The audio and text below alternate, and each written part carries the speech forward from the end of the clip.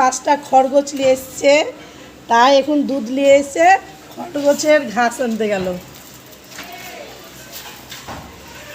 এই যে খরগোশের ঘাস আনতে গেল, এসে আমি রুটি ভেজে দেবো, দিয়ে তখন খাবে রুটি।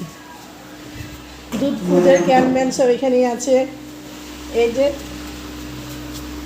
এই থোড় দিয়ে, পটল দিয়ে, আলু দিয়ে, বেগুন দিয়ে, করলা দিয়ে সব দিয়ে একটা রসা করব, আর রুটি, আর নিজের হাতে বাড়িতে বুদিয়া বানাবো।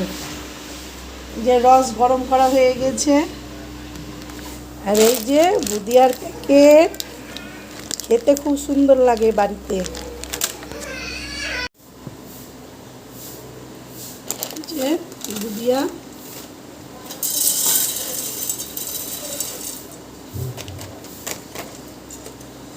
রসটাকে গরম করে নিয়েছি, নিয়ে বুদিয়াটাকে রসে চুবি দিলাম। এই যে বুদিয়া রসে চুবি দিলাম, দিয়ে এবার ঢাকা দিয়ে রেখে দেবো।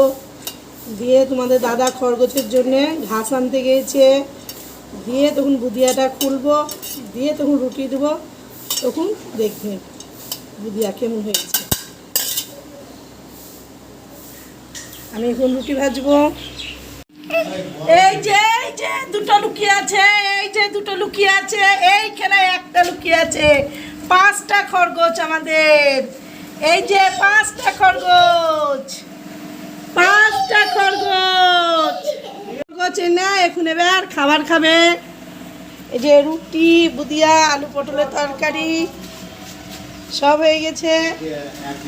এই যে আর একটা দৌড়ে বেড়াচ্ছে, ওই যে দৌড়ে বেড়াচ্ছে খরগোশ।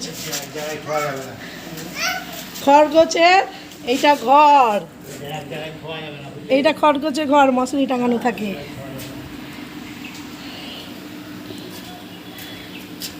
দাদা দুধ নিয়ে এলো, নিয়ে এসে খরগোশের জন্য ঘাস নিয়ে এলো, ঘাস নিয়ে এসে চান ধ্যান করে উপরে উঠে পড়লো। আমি দুধ দিয়ে এলাম, দুধ দিয়ে এসে রুটি ভেজে আমি খাবার দিয়ে দিলাম, রুটি, বুদিয়া, তরকারি দিয়ে দিলাম।